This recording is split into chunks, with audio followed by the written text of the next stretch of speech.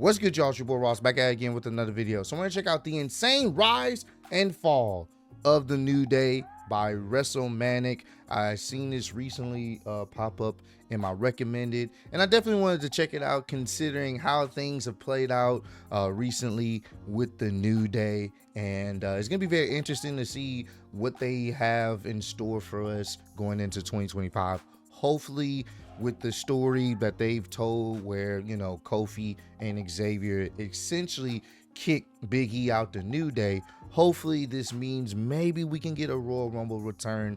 That would be pretty cool, or some type of return in 2025 to kind of really continue that story, because I think Big E returning would be a very monumental moment. He would get a huge pop, and it would be kind of good to see Big E maybe get a little bit of revenge on Kofi Kingston and Xavier Woods, which is really crazy when you think about it. So we're gonna check this out, go down memory lane, and let's watch as the New Day, you know, started their meteoric rise. You know, they weren't meant to be as popular as they were, but they ended up being super popular, and how things transpired over the years. Let's check it out, man.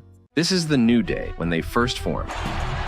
This is one of their most iconic moments. Yep, the Booty-O And this is where they stand today. You left us. Great storytelling right here. But how did we get here? Let's break down their meteoric rise and heartbreaking fall, starting from the beginning. Let's rewind to July 21st, 2014. On this episode of Raw, Kofi Kingston and Big E were paired as a tag team but couldn't seem to find success. After yet another loss, they were joined by Xavier Woods, a newer face in WWE at the time. Dressed sharply in a white suit and glasses, Woods stepped into the ring and delivered a bold message. We've been playing by the rules, and it's gotten us nowhere. Now, we stop asking. Now, we take. This moment was the spark that lit the fuse for what would become the New Day. Initially, WWE gave the trio a gospel-inspired gimmick, branding them as overly cheerful, preaching the power of positivity. They sang, clapped, danced their way into matches, but instead of cheering, fans responded with loud boos and chants of "New Day sucks." The crowd rejected their happy-go-lucky personas, leaving the group struggling to connect. But behind the scenes, Woods, Kingston, and Big E had other ideas. They knew their characters needed a change, something fresh and exciting. And soon, a pivotal shift was on the horizon, the New Day's first heel turn. And this is where the story really begins, their rise to greatness.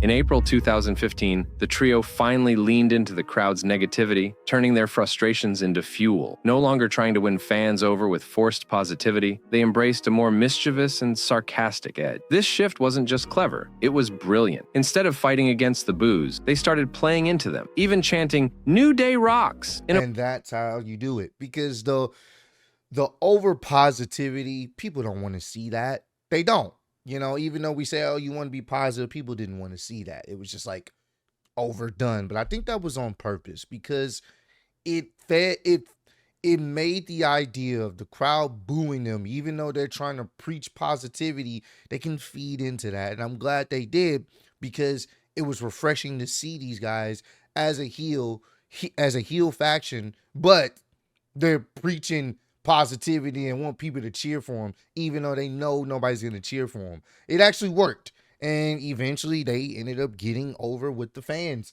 even as heels. In a way that encouraged the crowd to respond with, "New Day suck." With this new attitude, the New Day became one of WWE's most entertaining acts. They began using sneaky tactics to win matches, and it paid off. At Extreme Rules 2015, Big E and Kofi Kingston, while supported by Xavier Woods, defeated Tyson Kidd and Cesaro to capture their first tag team championship. It was a defining moment for the group, proving that their heel persona had the potential to succeed where their earlier gimmick had failed. But little did anyone know, this was just the beginning of a record-breaking run that would redefine WWE's tag team division. After their first championship victory, the New Day found their voice. Their charisma, comedic timing, and in-ring chemistry turned them into one of WWE's most captivating acts. With Xavier Woods on the mic, Big E's powerhouse strength, and Kofi Kingston's high-flying skills, they became unstoppable. Their second title reign, starting at SummerSlam 2015, made history. For 483 days, days, the New Day dominated the tag team division, surpassing Demolition's nearly 30-year-old record to become the longest-reigning tag team champions at that time. But their success wasn't just about win, it was about entertainment, and it was their rivalries that proved they weren't just champions, they were legends in the making. Their feud with the Usos is considered one of the greatest in WWE history. Their Hell in a Cell match in 2017 was a masterclass in creativity and intensity, elevating tag team wrestling to new heights. Other clashes at Battleground and SummerSlam highlighted their unmatched chemistry, while their the New Day and the Usos at the time, they couldn't miss. They were hitting on all cylinders, especially this segment right here.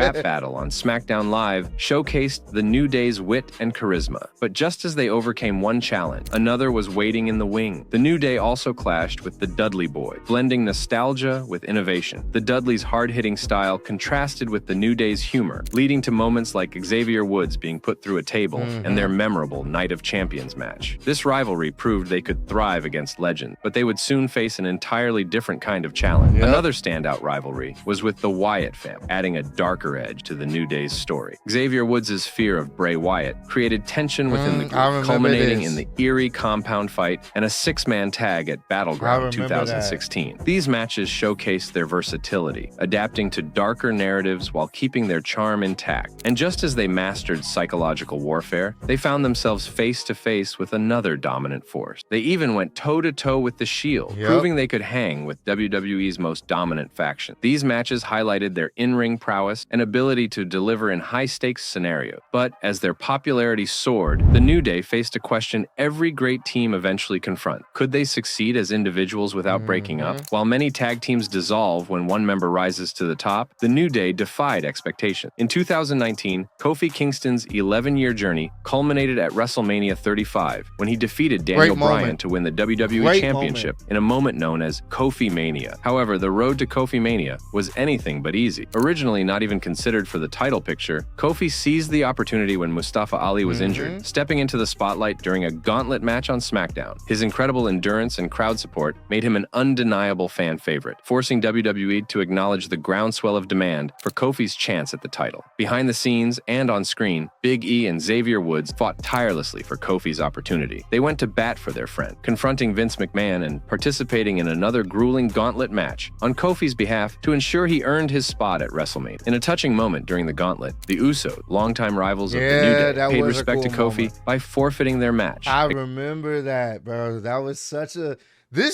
They had lightning in a bottle, bro. They legitimately had lightning in a bottle. I remember the Usos came out there and it was like, you know what? Out of respect, we forfeit, bro. Like, that was such a cool moment because you seen that these guys had this rivalry and everyone essentially wanted to see Kofi finally, reach that mountaintop. And it was so poetic that it was Daniel Bryan at the time, the guy that was so used to being called the B+ player, calling Kofi the B+ player. And I love Kofi's response at that time was, Bryan, you know how this ends. You lived it. So you know how this ends. This was such a great moment, bro. Such a fucking great moment, man. This whole situation right here was lightning in the bottle. And this was one of the few things that WWE management got right when they pivoted. They pivoted and ultimately we had a better WrestleMania for it. And it's really crazy all the times that things have happened right before WrestleMania, injuries and stuff like that, and they have to pivot, and it ultimately ends up being better when they actually have to call an audible. It's crazy. Acknowledging the wars they had fought and expressing their belief that Kofi deserved his chance at greatness. Unlike traditional storylines where a member's singles success leads to a breakup, Big E and Xavier Woods stood by Kofi's side, cheering him on every step of the way. Their unity showcased the bond that made the New Day special. No jealousy, no betrayals, just mutual celebration. They proved that a team could celebrate individual success without falling apart. But in 2020, things took a turn that no one expected. During the WWE WWE draft, the New Day was split for the first time. Kofi Kingston and Xavier Woods were drafted to Raw, while Big E remained on SmackDown. This separation marked a new chapter for Big E as he embarked on a singles journey. Big E used this opportunity to shine, building momentum that culminated in winning the Money in the Bank contract and later cashing it in to become WWE Champion in 2021. It was a defining moment, not just for Big E, but for the New Day's legacy, proving that their individual success didn't come at the expense of their bond. Meanwhile, Xavier Woods continued his journey, capturing the King of the Ring title in 2021. For the man who had long been the voice and energy of the New Day, this accolade was a testament to his talent and dedication. Despite these milestones, the New Day maintained their connection, defying the WWE norm of breaking up teams for singles success. But even the strongest bonds face challenges, and the New Day's unity was about to be tested like never before. In early 2022, tragedy struck when Big E suffered a devastating injury during a tag team match on SmackDown. Although the New Day had been separated during the 2020 WWE draft, Big E occasionally teamed up with Kofi Kingston for special matches, showcasing their unbreakable bond despite being on separate brands. During one such match against Sheamus and Ridge Holland, a botched belly-to-belly suplex left Big E with a broken neck, sidelining him indefinitely. This was a tough one, Fans and peers alike were shocked, as Big E's vibrant personality and incredible athleticism had made him one of WWE's most beloved stars. The injury cast a shadow over the New Day's journey, as their trio was suddenly down to two. With Big E sidelined, Kofi Kingston and Xavier Woods carried on as a tag team, competing on both Raw and SmackDown. They remained fan favorite, captivating audiences with their humor and athleticism. Despite Big E's absence, they honored his legacy in their promos and matches, ensuring his presence was always felt. In late 2022, the New Day surprised fans by appearing on NXT. At NXT Deadline, Kofi and Woods captured the NXT Tag Team Championship, becoming the third team in WWE history to achieve a tag team triple crown. This reign showcased their adaptability and proved they could still thrive as a duo. However, as newer teams like the Judgment Day and the Street Profits rose to prominence, many fans felt that the New Day had grown stale. Their once dominant presence in WWE's tag and this is true. This is very true.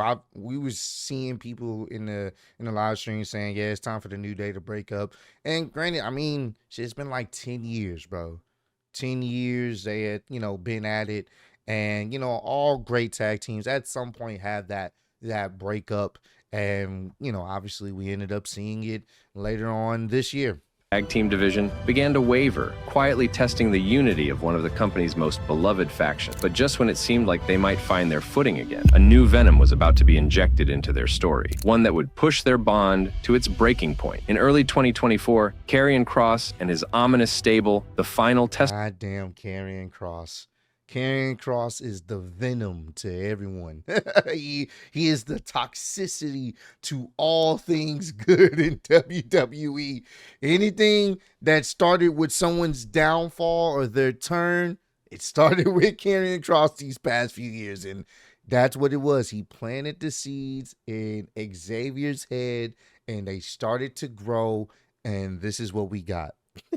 Testament set their sights on the New Day, known for his psychological warfare. Kross wasted no time preying on the subtle tensions between Kofi Kingston and Xavier Woods. His promos struck a nerve, labeling the New Day as a shadow of their former selves, and directly targeting Kofi, claiming he was holding Woods back from achieving his full potential. The WWE Universe began to notice a shift in Woods' demeanor, as Kross's mind games appeared to take root, amplifying doubts that had lingered beneath the surface. But Kross wasn't done. His venom had only begun to seep into the New Day's foundation. Desperate to combat the Final Testament's growing threat, Kofi Kingston introduced Odyssey Jones, a rising star from NXT, to bolster their rank. While Jones's inclusion seemed like a logical move, it inadvertently deepened the existing cracks between Kofi and Woods. The turning point came during a high-stakes tag match in August, where Kofi chose to tag in Jones at a critical moment instead of Woods. While this decision led to a victory, it left Woods visibly frustrated. In a pre-match backstage interview, Woods confronted Kofi, asking, "We've always had each other's backs. Why bring in someone new now?" Fans speculated whether Jones was being positioned as a replacement for Big E, further intensifying the rift. By November 2024, the fractures in the New Day's unity were undeniable. The breaking point came during a tag team match on Raw against Alpha Academy. From the start, Kofi Kingston and Xavier Woods clashed over strategy, with Woods blind tagging himself in and visibly frustrating Kofi. Their lack of coordination led to a humiliating loss when Otis hit Kofi with a caterpillar elbow elbow drop, and Akira Tozawa pinned Woods with a sky-high senton splash.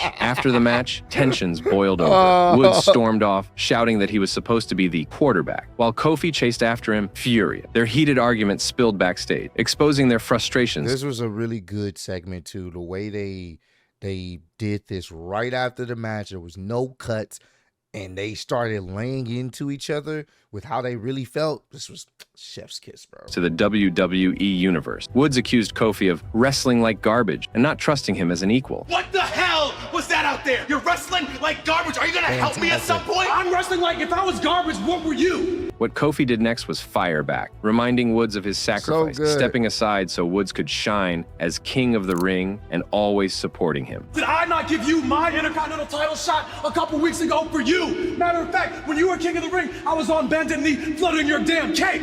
I did that for you. And what did you do with those opportunities, by the way? You fumbled the title shot, and you fumbled the crown. Then, Kofi delivered a brutal truth. There's a reason that E and I never let you call the shots, man. Because you're too reckless out there, man. Woods This was so good, bro. So damn good. Hadn't seen the New Day this, like, interesting in a while, bro.